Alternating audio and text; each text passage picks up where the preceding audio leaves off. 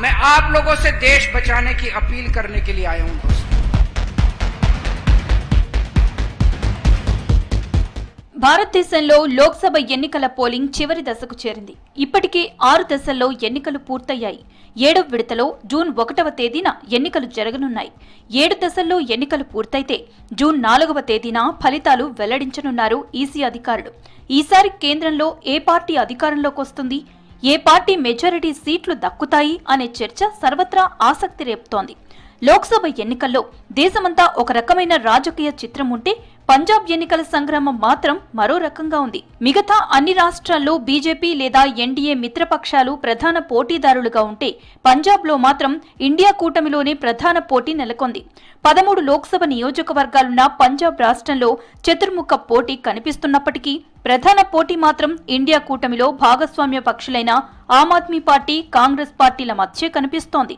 ఈ రెండు పార్టీలను గట్టిగా ఎదుర్కొనేందుకు శిరోమణి అకాలీదళ్ తీవ్రంగా ప్రయత్నిస్తోంది. ఇక 1996 తర్వాత పంజాబ్లో మొదటిసారి ఒంటరిగా పోటీ చేస్తున్న బీజేపీ ఇక్కడ గడ్డు పరిస్థితులను ఎదుర్కొంటోంది. ముఖ్యంగా రైతుల నిరసనలు బీజేపీ అభ్యర్థులకు సెగలు పుట్టిస్తున్నాయి.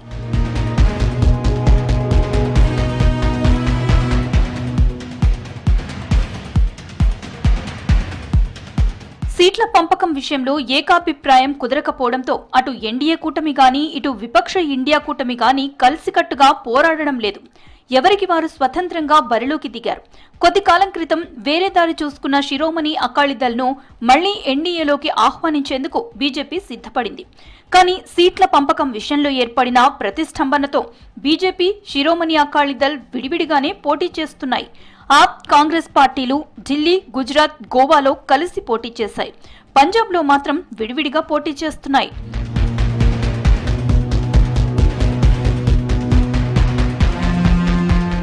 గత లోక్సభ ఎన్నికల్లో కాంగ్రెస్ ఇక్కడ చెప్పుకోదగ్గ ఫలితాలు సాధించింది. 13 సీట్లలో 8 స్థానాలను గెలుచుకుంది. ఎన్డీఏ కూటమిలో భాగస్వామిగా పోటీ చేసిన శిరోమణి అకాలీదళ్ 2 స్థానాలను, బీజేపీ 2 స్థానాలను, ఆప్ 1 స్థానాన్ని గెలుచుకున్నాయి. ప్రస్తుతం జరుగుతున్న ఎన్నికలపై కాంగ్రెస్, ఆప్ పంజాబ్ పై చాలా ఆశలు పెట్టుకున్నాయి. మెజారిటీ స్థానాలు దక్కించుకునేందుకు తీవ్రంగా ప్రయత్నిస్తున్నాయి. 2019 లోక్సభ ఎన్నికల్లో కాంగ్రెస్ 40.12% ఓట్లను సాధించినప్పటికీ 2022 అసెంబ్లీ ఎన్నికల్లో మాత్రం కేవలం 22.98%కి పడిపోయింది. మాజీ ముఖ్యమంత్రి కెప్టెన్ అమరీందర్ సింగ్ రాజీనామా చేయటం, మాజీ పీసీసీ అధ్యక్షుడు నవజోత్ సింగ్ సిద్ధు పార్టీతో అంటి ముట్టనట్టు ఉండటం వంటి పరిణామాలు కాంగ్రెస్ కు కొంత మైనస్ గా మారాయి. ఈసారి ఖచ్చితంగా ఓటు బ్యాంకును పెంచుకోవాలని, గత ఎన్నికల్లో సాధించిన సీట్ల సంఖ్యను నిలుపుకోవాలని కాంగ్రెస్ గట్టిగా ప్రయత్నిస్తోంది.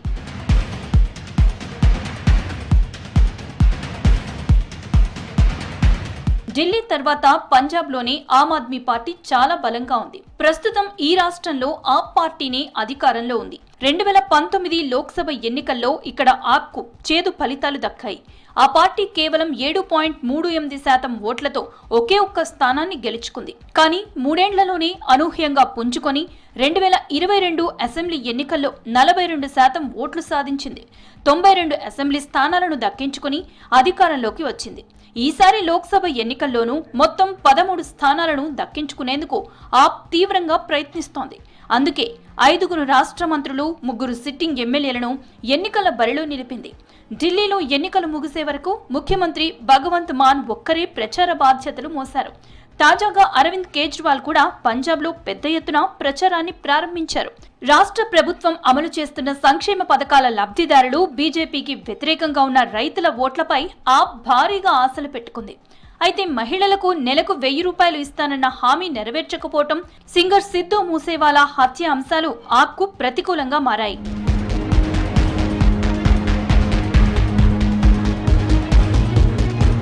పంజాబ్లో ఒకప్పుడు వెలుగు వెలిగిన శిరోమణి అకాలీదళ్ క్రమంగా బలహీనపడింది. 2022 అసెంబ్లీ ఎన్నికల్లో కేవలం 3 స్థానాల్లో గెలిచింది.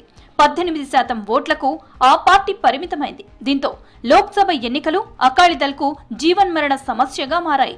అకాలీదళ్కు ప్రధాన బలమే గ్రామీణ ప్రాంతాలు, రైతుల ఓట్లు. అయితే కేంద్రం చేసిన వ్యవసాయ చట్టాలకు వ్యతిరేకంగా రైతుల ఆందోళన ప్రభావం బీజేపీతో పాటు అకాలీదళ్పై కూడా భారీగానే పడింది. అకాలీదళ్ కనుక మెరుగైన ఓట్లను సాధించగలిగితే కాంగ్రెస్ ఆప్ మధ్య ఓట్ల చీలిక ఆ పార్టీకి కలిసి రావచ్చని రాజకీయ విశ్లేషకులు అంచనా వేస్తున్నారు. మరోవైపు అకాలీదళ్ చీలిక వర్గం శిరోమణి అకాలీదళ్ కూడా 13 స్థానాల్లో పోటీ చేస్తుండటంతో ఆ పార్టీ చీల్చే ఓట్లు అకాలీదళ్కు మైనస్ గా మారనున్నాయి.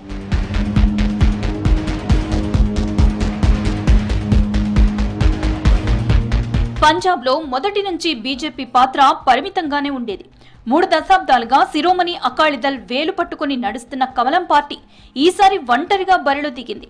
రైతుల ఆగ్రహాన్ని ఇక్కడ బీజేపీ చవిచూస్తోంది. బీజేపీ అభ్యర్థులు గ్రామాల్లో ప్రచారానికి వెళ్లినప్పుడు రైతుల నుంచి పెద్ద ఎత్తున నిరసన సెగలు తగిలాయి. Modi image, Hindu vote bank, urban ప్రాంతాల్లో ఓట్లపై బీజేపీ ఆశలు పెట్టుకుంది. బీజేపీ ప్రధానంగా గత 2 ఎన్నికల్లో గెలిచిన హోషియార్పూర్, 5 సార్లు గెలిచిన గుర్దాస్పూర్ తో పాటు అమృత్సర్, జలంధర్, లుధియానా, ఫరీద్కోట్, పటియాలా లోక్సభ నియోజకవర్గాలపై సీరియస్ గా ఫోకస్ పెట్టింది.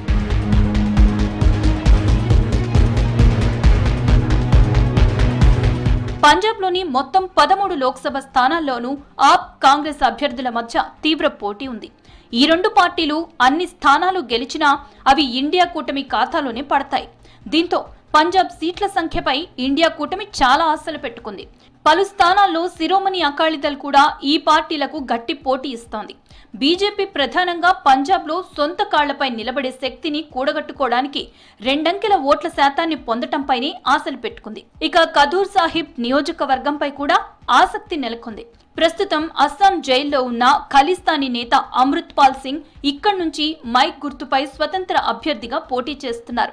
ఆయన తరపున కుటుంబ సభ్యులు, అనుచరులు ప్రధాన పార్టీలకు ధీటుగా ప్రచారం చేశారు.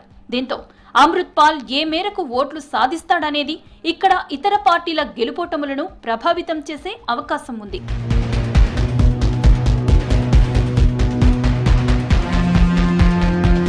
ఈసారి రాజకీయ, సామాజిక, మతపరమైన అంశాలను పరిగణలోకి తీసుకుని పంజాబ్లోని రాజకీయ పార్టీలు తమ వ్యూహాలను రచించాయి. సిక్కులను భారత్లో మైనారిటీలుగా పరిగణిస్తున్నప్పటికీ పంజాబ్లో మాత్రం వారిదే ఆధిక్యం. అక్కడి జనాభాలో 58% వారే. కేంద్ర ప్రభుత్వ తీరుపై అక్కడి సిక్కులకు ఇప్పటికే ఆగ్రహం ఉంది. ప్రత్యేకించి 1984 ఆపరేషన్ బ్లూ స్టార్ గాయాలు ఇంకా మానలేదు. పంజాబ్లో హిందువుల జనాభా దాదాపు 39%.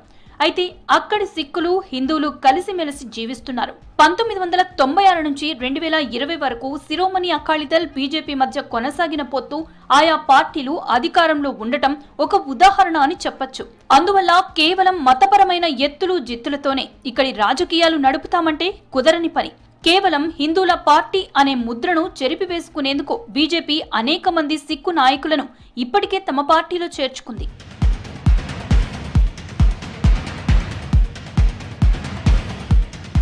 ప్రాంతీయ అస్తిత్వం సిక్కులకిష్టం. బీజేపీ జాతీయవాద రాజకీయాలకు పెట్టింది పేరు. ఢిల్లీ నుంచి నియంత్రణను పంజాబీలు అస్సలు భరించలేరు. కరడుగట్టిన జాతీయవాద పాచికలు ఇక్కడ అసలే పనిచేయవు. 2019 ఎన్నికల ఫలితాలు అందుకు ఉదాహరణ అని చెప్పొచ్చు. గడిచిన 5 ఎన్నికల తీరును ఒకసారి పరిశీలిస్తే 60% ఓటింగ్ కేంద్ర ప్రభుత్వానికి వ్యతిరేకంగానూ, 40% అనుకూలంగానూ పడ్డాయి. వాజ్పేయి అంటే సిక్కులకు వల్లమానిన ప్రేమ. కేంద్ర ప్రభుత్వానికి ఆ సమయంలోనే అత్యధికంగా అనుకూల ఓట్లు పోలయ్యాయి. 2009లో మన్మోహన్ సింగ్ ప్రధానిగా ఉన్నప్పుడు కూడా కాంగ్రెస్ కు ఆదరణ లభించింది. ఆ 2 సందర్భాల్లో అధికార పక్షాలే మంచి ఫలితాలు సాధించగా విపక్షాలు బోల్తా పడ్డాయి. కానీ చివరి 5 ఎన్నికల్లో విపక్షాలే అధికార పక్షాల కన్నా ఎక్కువ సీట్లు సాధించాయి.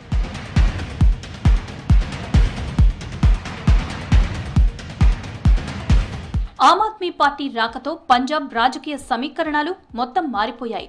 2014 లోక్సభ ఎన్నికల్లో ఆప్ పంజాబ్లో తొలిసారి అడుగుపెట్టి ఏకంగా 24% ఓట్ షేర్ సాధించింది. 4 లోక్సభ స్థానాల్లో విజయ పతాకం ఎగురవేసింది. ఆ పార్టీ శిరోమణి అకాలీదళ్కు చెందిన 8% ఓట్లను, కాంగ్రెస్ కి చెందిన 12% ఓట్లను కొల్లగొట్టింది. ఆ తర్వాత 2017లో జరిగిన విధానసభ ఎన్నికల్లో అదే తీరులో ఫలితాలు సాధించి ప్రధాన ప్రతిపక్షంగా అవతరించింది ఆప్.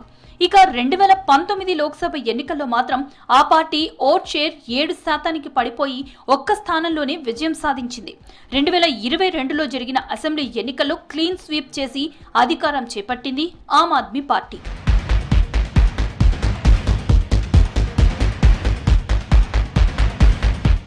2017, 2022 అసెంబ్లీ ఎన్నికల్లో కాంగ్రెస్, ఆప్ ప్రధాన పక్షాలుగా పోటీపడి అకాలీదళ్ను వెనక్కు నెట్టాయి. ఇదే ఎత్తుగడను ఇప్పుడు బీజేపీ అమలు చేస్తోంది. శిరోమణి అకాలీదళ్ బీజేపీతో పొత్తు పెట్టుకొనుంటే రైతుల నిరసనలను నేరుగా ఎదుర్కోవాల్సి వచ్చేది. అంతేకాదు, మరోసారి శిరోమణి అకాలీదళ్ ఓటు బ్యాంకును ఆప్, కాంగ్రెస్ కొల్లగొడతాయి. ఇదే భయంతో శిరోమణి అకాలీదళ్ బీజేపీతో చేతులు కలపడానికి ఇష్టపడలేదు. పైగా సిక్కు ఓట్ బ్యాంకులో కొంత భాగం బీజేపీకి బదిలీ అవుతుందేమో గానీ హిందూ ఓటు బ్యాంక్ అకాలీదళ్కు కలిసి రాకపోవచ్చు. అందువల్ల అకాలీదళ్ బీజేపీతో పొత్తుకు విముఖత చూపింది. పైగా ఒంటరిగా పోటీ చేయటం వల్ల కేంద్ర ప్రభుత్వ వ్యతిరేక ఓటు బ్యాంకును కొల్లగొట్టడానికి ఆప్, కాంగ్రెస్ తో పోటీ పడొచ్చు. తన ఓటు బ్యాంకును రెండు పార్టీలు కొల్లగొట్టకుండా చూసుకోవచ్చునన్నది శిరోమణి అకాలీదళ్ ఆలోచనగా కనిపిస్తోంది. బీజేపీ ఆలోచన మరోలా ఉంది. అకాలీదళ్ విడిగా పోటీ చేయటం వల్ల సిక్కు ఓటు బ్యాంకు చీలి ఆప్, కాంగ్రెస్ పార్టీలకు నష్టం జరగచ్చని, హిందూ ఓటు బ్యాంకు తమకు గంపగుత్తాగా పడుతోందని, అందువల్ల 1-2 స్థానాల్లో విజయం దక్కవచ్చని భావిస్తోంది బీజేపీ. ప్రత్యేకించి రాష్ట్రంలోని 3 ప్రాంతాల్లో ఈ ఫలితాలు రావచ్చని అంచనా వేస్తోంది.